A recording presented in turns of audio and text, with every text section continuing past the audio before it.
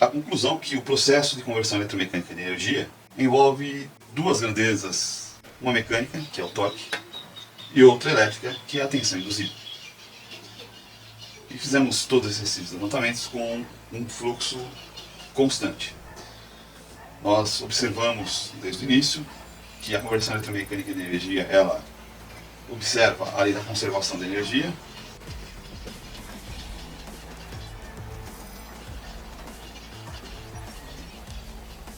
e que tudo ocorre sob um campo de acoplamento, que é o campo magnético. Quando dizemos campo de acoplamento, estamos nos referindo a onde ocorre a interação, processo de conversão eletromecânica de energia. Mas vamos avançar um pouco para o caso em que temos fluxo variável,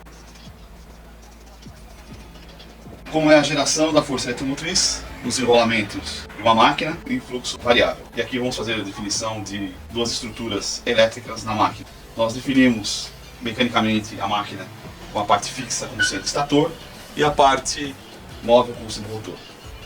Em termos elétricos, podemos definir a máquina com a parte que induz o campo como sendo o campo de indução, simplesmente campo. E a parte que tem os maiores valores de corrente, que realiza trabalho, como armadura. Essa denominação é muito usual em máquinas de corrente contínua e máquinas síncronas de corrente alternada. Então, para nós entendermos a geração da força eletromotriz induzida no enrolamento de armadura, nós vamos ver que a polaridade desta tensão induzida depende do sentido do movimento relativo do enrolamento com o fluxo. E depende se estamos falando de motor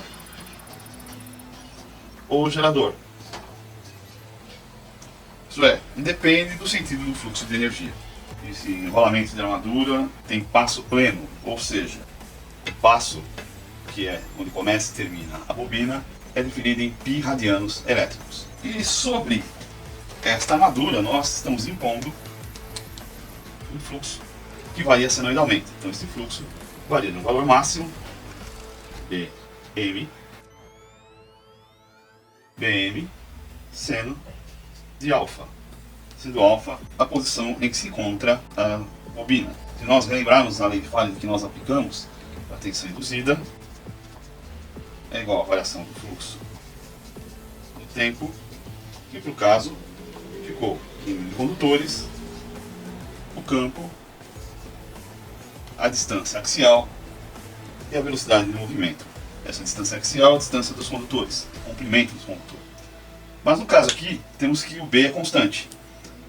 Isso não serve para nós na maior parte dos casos. Podemos trabalhar na maior parte dos casos com um B que varia senoidalmente. E até um B constante pode ser aproximado através de somas de senos e cossenos por uma série de Fourier. Fica muito claro que é mais completo se trabalharmos com um campo que varia no tempo e nossa variação de escolha vai ser uma variação senoidal.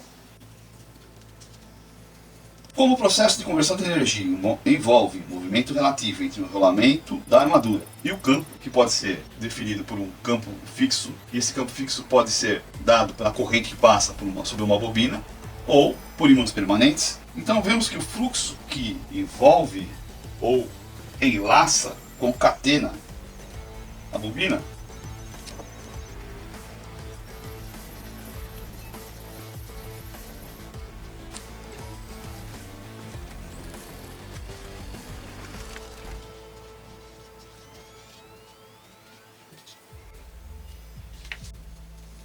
varia no tempo, varia no espaço, podendo ir de zero, um valor nulo, para um máximo positivo, voltando ao valor nulo, um máximo negativo e voltando ao valor nulo.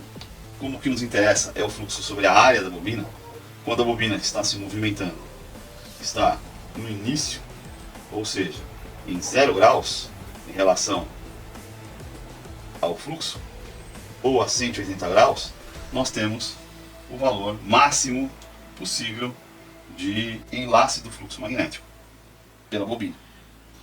Quando ela está em 90 graus ou 270 graus, lembrando que faz repetição, ela vai ter o valor mínimo e para qualquer dos seus múltiplos. Outra questão interessante é que o fluxo máximo que enlaça a bobina é o mesmo fluxo por polo. Lembrando que a bobina se movimenta em relação ao tempo. Então, com isso, nós podemos calcular o fluxo instantâneo. Quando a bobina se move em relação ao campo, o fluxo instantâneo que enlaça a bobina pode ser expresso como fluxo instantâneo é igual ao fluxo máximo cosseno da defasagem que está iniciada a bobina. Se nós definirmos essa defasagem como beta, cosseno de beta. Se aplicarmos uma resolução por série de Fourier, o que nós temos é o fluxo instantâneo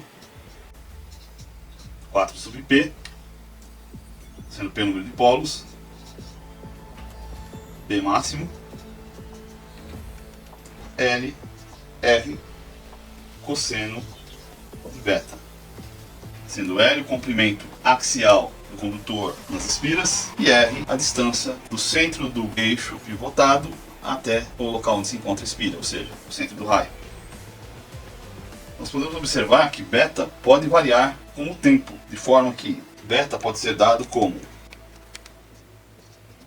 a velocidade angular no tempo, ou seja, a cada posição em que podemos ter as nossas espiras depende da velocidade angular e do tempo instantâneo desta posição. Ômega é expresso em radianos elétricos por segundo. Dessa forma, o enlace de fluxo instantâneo fica fluxo máximo cosseno de ômega t. A lei de Faraday, agora, se nós aplicarmos, nós vamos derivar esse fluxo no tempo. E isso vai nos dar a tensão induzida. Se fizermos isso para o número de espiras, considerando o número de espiras como sendo n, tensão induzida menos o número de espiras, a variação do fluxo no tempo. E se aplicarmos a derivada na equação anterior, vamos ter a tensão induzida vai ser igual, se n é o número de espiras da bobina, menos n de φ dt. Derivando φ, ficaríamos n ômega φ máximo seno de ômega t. Esta é a equação que nos dá a tensão induzida em função de um fluxo que varia senoidalmente. Φ máximo é o fluxo máximo por polo. Esta equação é tanto aplicável em máquinas de corrente alternada quanto máquinas de corrente contínua. Lembramos que por meio de série de Fourier, qualquer onda periódica não senoidal pode ser representada como uma soma de senoides.